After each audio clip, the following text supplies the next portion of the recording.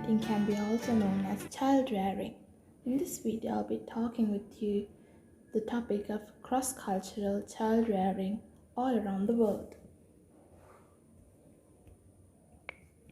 Child rearing in different cultures can be as varied as the countries from which the children come from. Some practices can appear neglectful in the sight of another culture or just seem unusual. Beliefs and behaviors shaped in the different cultures shape how parents care for their offspring. Thus, having experienced unique patterns of caregiving is a principal reason that individuals in different cultures are who they are and often differ so from one another. Culture helps to construct parents and parenting, and culture is maintained and transmitted by influencing parental cognitions that in turn are thought to shape parental practices. Parenting cultural knowledge is defined as the set of beliefs held by parents regarding child rearing and development processes throughout childhood and adolescence. These parenting beliefs are important for family life because they are part of determinants of parenting practices and influence children's development. Socialization processes are not simply an exercise in the transmission of information from parents to children. Rather, one of their main functions is to prepare children to become active members of their social reference group and to construct cultural values, beliefs, and customs which are adapted to the specific moment and the specific scenario in which they will live as adults.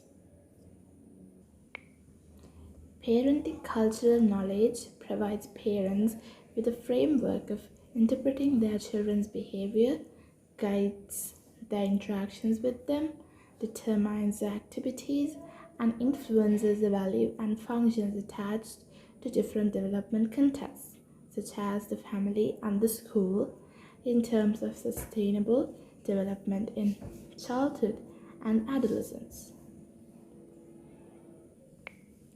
One of the most widely studied aspects linked to differences in parenting cultural knowledge is the way that childhood needs are understood, specifically the value attached by parents to their children's independence.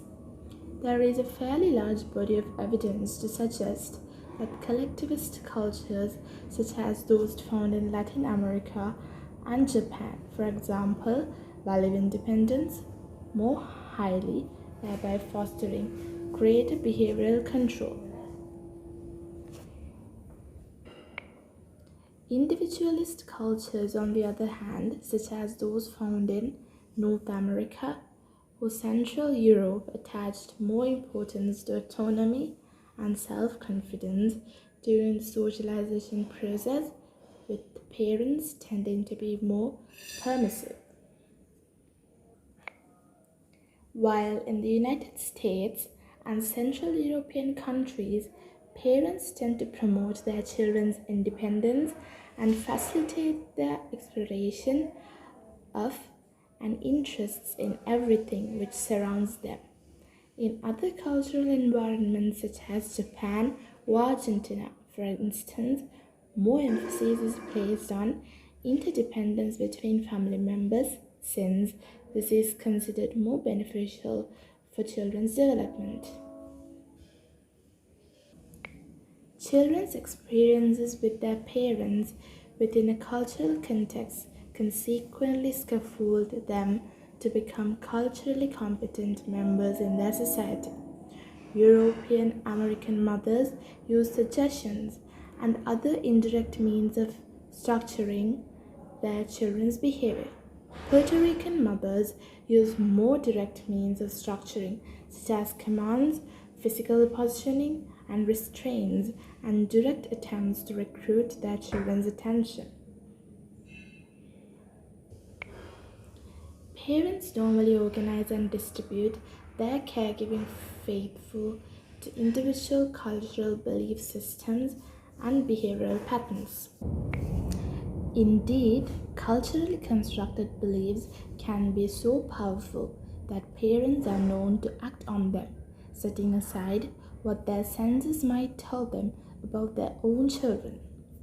For example, parents in most societies speak to babies and rightly see them as comprehending interactive partners long before infants produce language, whereas parents in some societies think that it is nonsensical to talk to infants before children themselves are capable of speech. The researcher Keller and her team proposed three cultural models of parenting in accordance with different sets of values, socialization goals, and parental theories. These three cultural models of parenting are independent model, interdependent model, autonomous related model. Okay, now let's talk about the independent model. The independent model is most common in developed countries such as United States and those in Central and Northern Europe. It is characterized by values and socialization goals based on self-confidence, competitiveness for promoting financial independence and emotional independence. Interdependent model. The interdependent model, such as Cameroon and India, fosters values such as obedience, respect, and family loyalty with the aim of facilitating the working of the hierarchical system, contributing to harmonious social and family functionings and promoting the financial and emotional dependence of family members. The autonomous related model.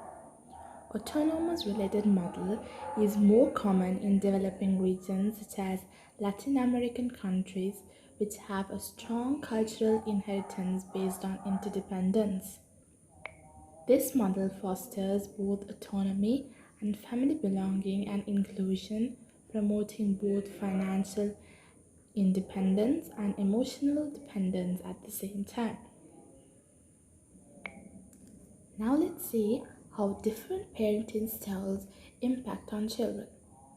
Parents in different cultures also play an important role in molding children's behavior and thinking patterns.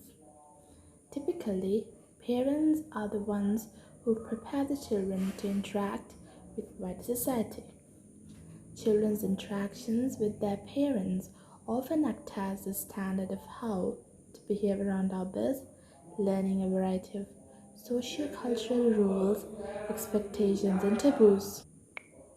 For example, young children typically develop a conversational style resembling their parents, and that often depends on culture.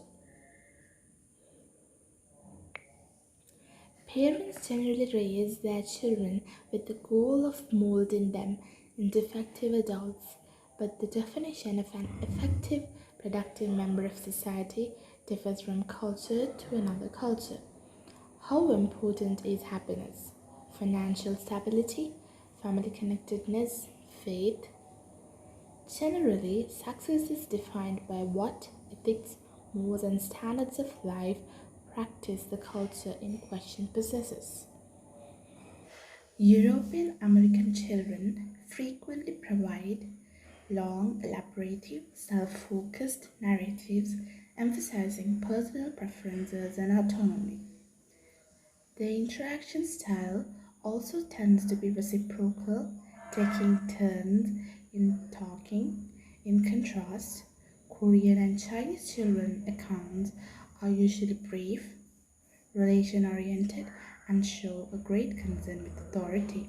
They often take a more passive role in the conversations. The same cultural variations in interaction are also evident when children talk with an independent interviewer. Cultural differences in interactions between adults and children also influence how a child behaves socially. Children stay up until 10 p.m. in Spain and Argentina because of the strong emphasis those countries placed on the domestic unit. Sending children to bed earlier would mean they wouldn't fully participate in family life, something that those societies consider particularly important. US European American mothers of 1 year olds encourage the development of individual child autonomy, whereas Puerto Rican mothers focus on maternal child interdependence and connectedness. US European American mothers using suggestions and other indirect means of structuring their children's behavior, and Puerto Rican mothers using more direct means of structuring, such as commands, physical positioning, and restraints. United States personal choice is closely bound up with how individuals think of themselves and make sense of their lives. Personal choice is built firmly on principles of liberty and freedom and is a persistent and significant psychological construct in the literature on US parenting and child mental health. Chinese families encourage attunement to the feelings of others but restrain in the expression of own feelings as key to group harmony. Chinese parents remind children of their past transgressions using storytelling, for example, to teach social norms and behavioral standards and to engender a sense of shame over bad behavior.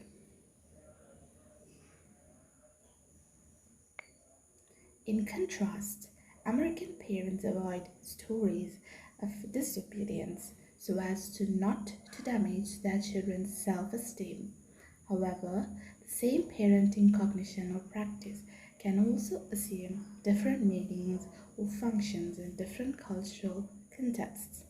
For example, in some cultures, mutual eye contact sets the stage for interpersonal communication and social interaction, but in others, mutual eye contact signals disrespect and aggression. Different meanings attached to particular behaviors can cause adjustment problems for children whose parents expect them to behave in one way that is encouraged at home. For example, avoiding eye contact to show deference and respect. When children find themselves in contexts where adults attach different meanings to the same behavior, for example, appearing disrespectful and unengaged with the teacher at school. Now we have arrived to the conclusion of this video. Culture influences some parenting cognitions and practices, and in turn, children's mental health from a very early age through such pervasive factors as what parents expect of children, when and how parents care for children, and which behavior parents appreciate, emphasize, and reward. Parents are influenced by conventionalized images of what is and what ought to be proper child rearing, and so they seek to implement an agenda derived from concepts that characterize their culture specific background.